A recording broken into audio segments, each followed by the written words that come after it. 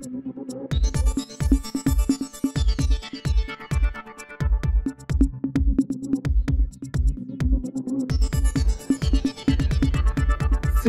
ভয়ঙ্কর ডাকাত আবু তালেব রেবের জালে।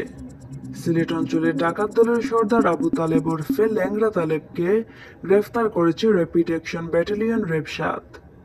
ল্যাংড়া তালেবের বিরুদ্ধে সিলেট বিভাগের ৩ জেলা সহ বিভিন্ন থানায় ১৮টি মামলা রয়েছে। তিনি হবিগঞ্জ জেলার চুনারুঘাট থানার উবাহাটা এলাকার আব্দুল শহীদের ছেলে।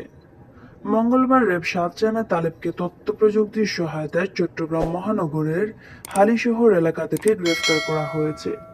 এই ডাকাত সর্দারের বিরুদ্ধে সিলেট, মৌলভীবাজার, হবিগঞ্জ ও ঢাকার বিভিন্ন থানায় অবৈধ অস্ত্র, মাদক, ডাকাতি এবং চুরি সহ সর্বমোট ১৮টি মামলা পায়। জানা যায়, গত ৬ আগস্ট হবিগঞ্জ জেলার চুনারুঘাট উপজেলার ধনশ্রী এলাকায় কুয়েত ও দুবাই প্রবাসী দুজনের বাড়িতে ডাকাতির ঘটনা ঘটে। তালেবের নেতৃত্বে ১০-১২ জন ডাকাতের দল সেরাতে ২২ ভরি স্বর্ণালংকার লুট করে, এছাড়া নগদ ১ লক্ষ টাকা, ২টি মোবাইল ফোন এবং একটি ১৫০ সিসি পালসার মোটরসাইকেল লুট করে ডাকাতরা।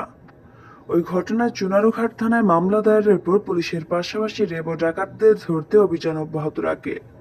অবশেষে সোমবার চট্টগ্রামের হালিশহর থেকে তাকে গ্রেফতার করে র্যাব। পরে তাকে চুনারুঘাট থানা পুলিশের কাছে হস্তান্তর করা হয়। ভিডিওটি শেয়ার করে চ্যানেলটি সাবস্ক্রাইব করে এগিয়ে নিয়ে যান। ধন্যবাদ।